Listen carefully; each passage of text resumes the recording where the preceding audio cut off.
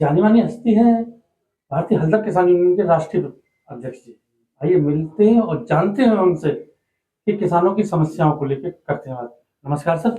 नमस्कार। और सभी आपके जितने भी यूट्यूब पे चैनल वाले हैं और सभी देशवासियों को भारतीय हल्दर किसान यूनियन की ओर से नववर्ष की बहुत बहुत बहुत हार्दिक शुभकामनाएं। सर आज हमारा देश दो कंधों पर टिका हुआ है। एक जय जवान जय किसान के नारे के साथ हम लोग कार्य करते हैं, मगर आज दोनों ही कंधे लाचार मालूम पड़ते हैं। क्या कारण है? आज के समय की बात नहीं है, ये आप जब से देश आजाद हुआ है तब से आप इतिहास उठा के देखिए, जय जवान जय किसान के लिए जब भी सत्ता में जो भी सरकार रहती है और जो विपक्ष में बैठा होता है तो वो हमारे सामने जवान की बात करता है, वो किसान की बात करता है।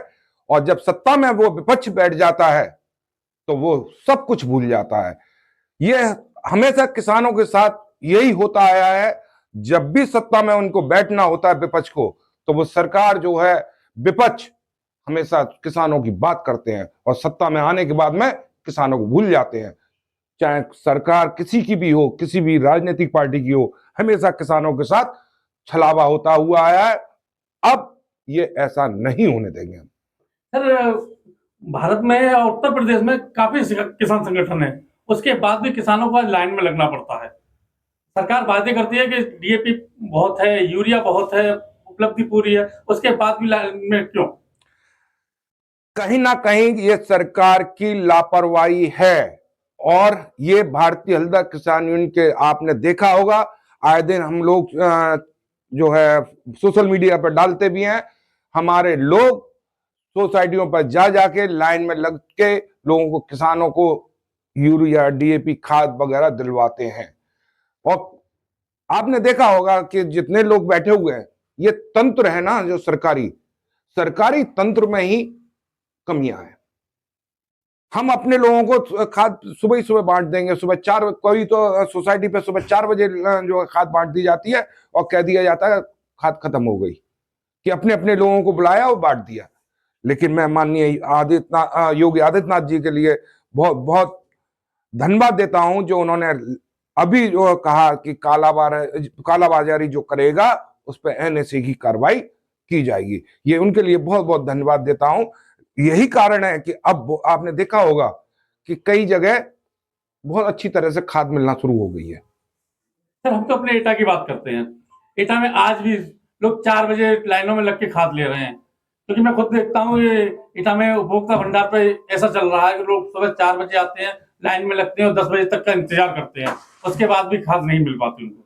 देखिए, हम लोगों को जागरूक होना पड़ेगा। और ये मैं हमेशा, आपने देखा होगा, मैं किसानों की जहां भी पंचायत होती है वहां मैं कहता आया हूं कि हम लोग जब तक जागरूक नहीं होंगे तब तक सरकार हमारे साथ छल करती रहेगी। जब तक हम अपने अधिकारों की बात नहीं करेंगे तब तक सरकार छल करती रहेगी। इसलिए हमें जागरूक होना पड़ेगा और जागरूकता लाने के लिए भारतीय हल्दर किसान यूनियन गांव गांव घर घर हमारे पदाधिकारी जा रहे हैं। सर वो तो बात सही है कि आपके पदाधिकारी घर घर जा रहे हैं। आज महिलाओं को खाद लेने के लिए रोड पर निकलना पड़ता है, सुबह 4 बजे निकल के आती हैं, उनको घर पे काफी काम होते हैं, उसके बाद भी सुबह लाइन में लगती हैं।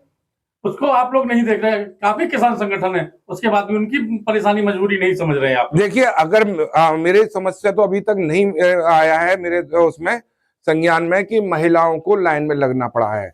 अगर आपके कहीं ये है तो आप मुझे सूचित करें। और मैं ये आपसे वादा कर रहा हूं, आपके चैनल पे वादा कर रहा हूं कि महिलाओं को लाइन में नहीं लगने दिया जाएगा।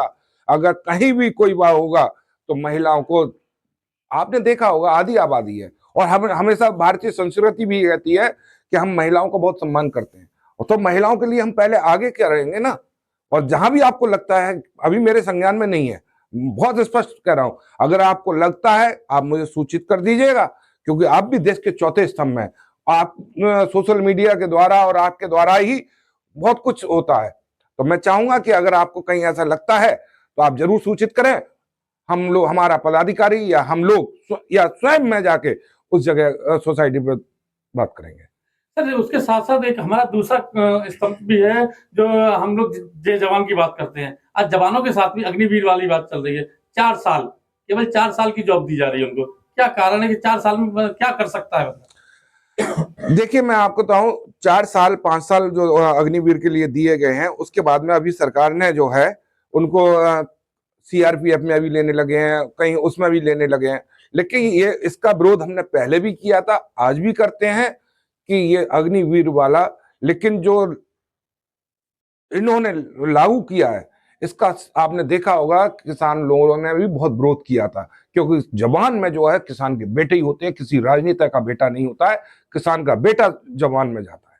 सर, आज इनकी पेंशन खत्म कर दी गई है जवानों की, जबकि राजनेता अगर 4 बार विधायक हो जाते हैं तो 4 बार पेंशन मिलती है, 4 बार एमएलए एमपी हो जाते हैं तो 4 बार पेंशन मिलती है। तो ये जनता से भी ये कहना है, ये जवानों की पेंशन क्यों खत्म की जा रही है? देखिए, मैं आपसे क्या कह रहा हूं, आपने देखा होगा राजनेता अपने कोई भी संशोधन करना होता है, उसको प्रस्ताव को अपने पक्ष के लिए तुरंत प्रस्ताव पास हो जाता है, तो ना उनका विपक्ष होता है ना पक्ष होता है।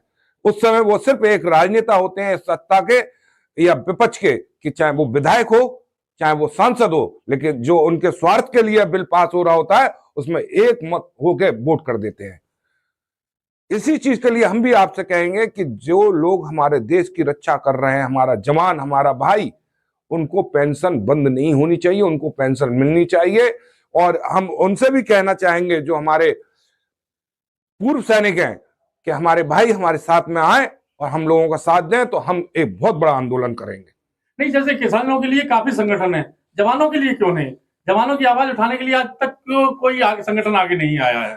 आप क्या बात कर रहे हैं? हमारा सैनिक प्रकोष्ठ है, हम अपने सैनिक प्रकोष्ठ में जो है पूर्व सैनिकों को लेके जो है आवाज उठाने का कार्य कर रहे हैं।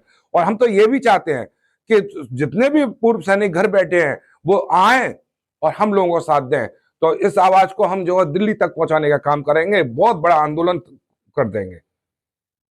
सर, आप आंदोलन की बात कर रहे हैं, बहुत अच्छी बात है कि आपने आंदोलन की बात की, मगर आज जवान और किसान दो ही कंधे हैं, एक अन्नदाता है, एक सरहद पर हम लोगों की रक्षा कर रहा है, उसके बाद भी आज मजबूर हैं वो लोग। देखिए, आपको मालूम है, आपने देखा भी होगा, देश के दो ही हीरो हैं, जय जवान जय किसान।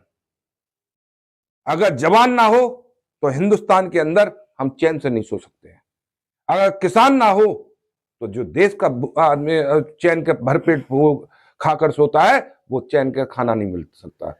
सर, हमारे भारत के दूसरे राष्ट्र में प्रधानमंत्री लाल बहादुर शास्त्री जी ने एक नारा दिया था, जय जवान। क्या सोच के उन्होंने ये नारा दिया था, जय जवान जय किसान? उन्होंने यही सोच के, जहां तक मैं अपना समझ सकता हूं, वो देखिए बहुत बड़े राजनेता थे और हमारे यशस्वी पूर्व प्रधानमंत्री रहे। लेकिन मैं आपसे सिर्फ इतना ही कहूंगा कि उन्होंने कुछ सोचा होगा, जय जवान जय किसान जो आज हम लोग कह रहे हैं कि देश के दो ही हीरो, तो इसका मतलब उन्होंने पहले ही मान चुके थे कि देश के दो ही कर्णधार हैं, जय जवान जय किसान। इसलिए उन्होंने ये नारा दिया था।